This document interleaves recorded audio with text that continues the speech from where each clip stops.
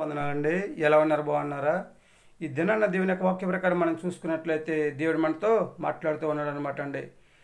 దేవదూత లోపలికి వచ్చి మరియ గారితో దయాపాప్తురాలు నీకు శుభమని చెప్పిందనమాట అండి.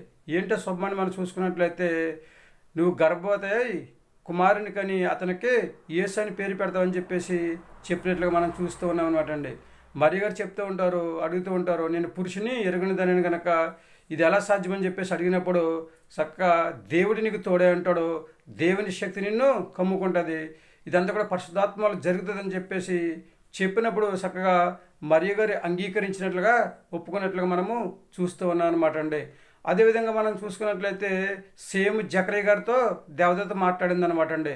జకరయ్య గారు దేవాలయంలో ధూపం వేస్తూ ఉన్నప్పుడు జకరయ్య నువ్వు కుమారుని కంటావు, అతనికి యోహానని పేరు పెడతామని చెప్పేసి చెప్పినప్పుడు అతను నమ్మలేదన్నమాట అండి. నమ్మకపోవడం వల్ల యోహాను గారు పుట్టేంత వరకు కూడా మగవాడుగా మిగిలిపోయాడు అనమాట అండి. అతని నోటి నుండి మాట రాకుండా మౌనంగా ఉండిపోయినట్లు మనం చూస్తున్నాం. ఇక్కడేమో మరియ గారు అయితే కన్యక, అక్కడ జకరయ్య గారు అయితే వాళ్ళ వృద్ధాప్యంలో ఉన్నారు కనుక వాళ్ళు నమ్మలేదు. కానీ కన్యకగా ఉన్న మరియ గారి దేవదూత మాట నమ్మి ఒప్పుకుని చక్కగా యేసుక్రీస్తు వరకు జన్మనివ్వడానికి అంగీకరించినట్లుగా మనం చూస్తూ ఉన్నాం అనమాట అండి. తర్వాత కన్య మరియ గారు గర్భం ధరించిన తర్వాత అందరూ కూడా దూషించారు, ద్వేషించారు, అవమానపరిచారు, చిన్న చూపు చూశారు, ఎవరిష్టాచారంగా వాళ్ళు మాట్లాడారనమాట. వివాహం కాకుండా గర్భవతి ఎలాగైందని చెప్పేసి రకరకాలుగా మాట్లాడినా కానీ మరియ గారు ఓర్పు కలిగి ఎవరిని దూషించకుండా ద్వేషించకుండా ఏమనకుండా మౌనంగా ఉండి చివరికి యేసుక్రీస్తు వారిని లోకరక్షకుడు మనకి ఇచ్చిందనమాట అండి. అంటే యేసుక్రీస్తు వారికి జన్మనిచ్చి మనందరికీ కూడా రక్షణ తెచ్చే విధంగా చేసిందనమాట అండి. మరియ గారు చేశారనమాట. దేవుడిచ్చిన మహా ఉచితమైన కృపను బట్టి, ఆయన కోపదాలను బట్టి, అందుకే కన్య మరియ గారు స్త్రీలందరిలో ఆశీర్వదించబడిందని చెప్పేసి పరిశుద్ధ గ్రంథము చెప్తూ ఉంటుంది అనమాట అండి. కనుక ఓర్పు అనేది ఒంటికి మంచిదే, ఇంటికి మంచిదే, అన్నిటికీ మంచిదే అనమాట అండి. ఆమె ఓర్చుకుంది కనుక చక్కగా ఆమె ధన్యురాలుగా మిగిలిపోయిందండి. ఇప్పుడు లోకమంతా మరియ గారు పేరు చెప్పుకుంటూ ఉంటారనమాట అండి. యేసుక్రీస్తు వారి తల్లిదండ్రులు ఎవరు అంటే మరియ గారు, యోసేపు గారు అని చెప్పేసి చెప్తూ ఉంటారనమాట అండి. ఎంత ధన్యత అండి అది. ఓర్పు అనేది మోస్ట్ ఇంపార్టెంట్ అనమాట అండి. జకరయ్య గారు అయితే అంగీకరించలేదు, మరియ గారు అయితే అంగీకరించారు. అందుకే నమ్మితే మెండుగా, నమ్మకపోతే దండగా, చేస్తే మెండుగా, చెయ్యకపోతే దండగా అని చెప్పేసి చెప్తూ ఉంటారనమాట అండి.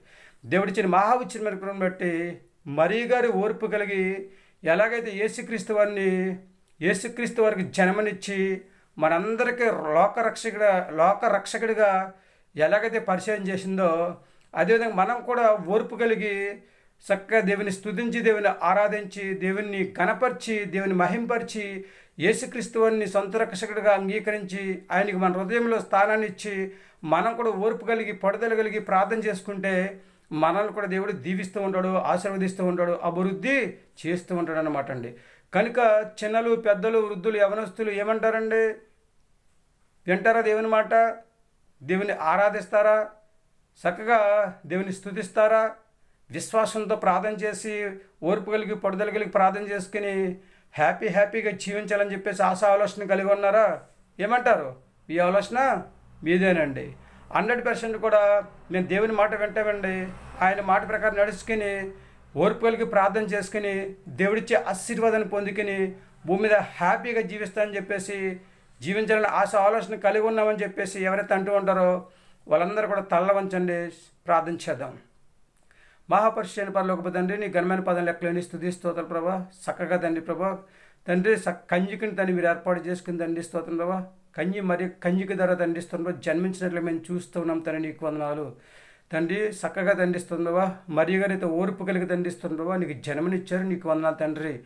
సర్వశక్తి కలిగి నీకు అసాధ్యమైనది ఏది లేదు తండ్రి, సమస్తమును సాధ్యపరిచే దేవుడు ప్రభా, నీకు వందనాలు. నీ మాట మేమే వినాలి తప్ప తండ్రి, మా మాట తండ్రిస్తాను మీరు వినరు తండ్రిస్తోత్రం ప్రభావ. కనుక తండ్రి ప్రభు నీ ఆలోచన ప్రకారం మేము నడవాలి తప్ప తండ్రిస్తోత్రం ప్రభావ. తండ్రి మా ఆలోచనలు ఎందుకు పనికిరావు, నీకు వందనాలు తండ్రిస్తున్నావు కనుక బిడ్డలందరూ తండ్రిస్తున్నాం ప్రభావ. నీ మాట విని నీ మాట ప్రకారం నడుచుకుందని ప్రభావ. అందరూ ప్రభు నిన్ను సొంత రక్షకుడిగా అంగీకరించి ప్రతి ఒక్కరు తన ఇక హృదయంలో చోటిచ్చి తండ్రిస్తున్న ప్రభావ. అందరూ తండ్రి ప్రభావ వాళ్ళ హృదయంలోనికి ఆహ్వానించి మా హృదయంలోకి తండ్రి నేను ఆహ్వానించి తండ్రిస్తున్న ప్రభావ. హ్యాపీగా ఉండే యోగ్యతను దయచేయని ప్రార్థిస్తున్నాం ప్రభా. నీకు వందనాలు తండ్రిస్తున్నాం. చిన్నలను పెద్దలను యవనస్తులను వృద్ధులను అందరిని కూడా దీవించండి, ఆశీర్వదించండి. ఉద్యోగం చేస్తున్న వారిని, వ్యాపారం చేస్తున్న వారిని తండ్రి, చేతులు చేస్తున్న వారిని దండిస్తున్న, వాహనం నడుపుతున్న వారిని తండ్రి ప్రభావ. అనారోగ్యంతో బాధపడుచున్న వారిని, గర్భిణీశ్వరులను, బాలింతలను తండ్రి, సంతానం బిడ్డలను దండిస్తున్న ప్రభావ. ఉద్యోగం చేస్తున్న వ్యాపారం చేస్తున్న ప్రభా.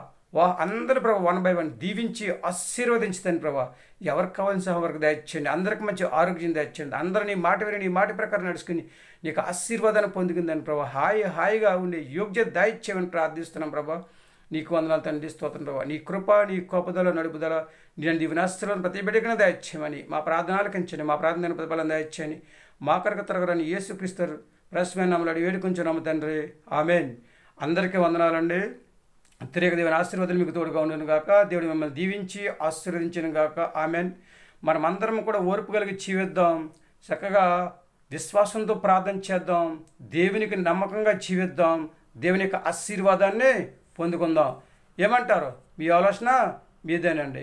100% కూడా కన్యమరియు గారు ఎలాగైతే యేసుక్రీస్తు వరకు జన్మనిచ్చి ధన్యురాలుగా మిగిలిపోయారో, కనీసం మనం విశ్వాసంతో ప్రార్థన చేసుకుని భక్తిగా ఉండి దేవుని శక్తిని ఆశ్రయించి భూమి మీద మంచి ఆరోగ్యం కలిగి ఉండి ఆయన రాజ్య వారసులుగా జీవించే యోగ్యతను సంపాదించుకుని హాయిగా జీవిస్తూ క్రిస్మస్ ఆనందాన్ని పొందుకుని హ్యాపీగా ఉందామా? ఏమంటారు?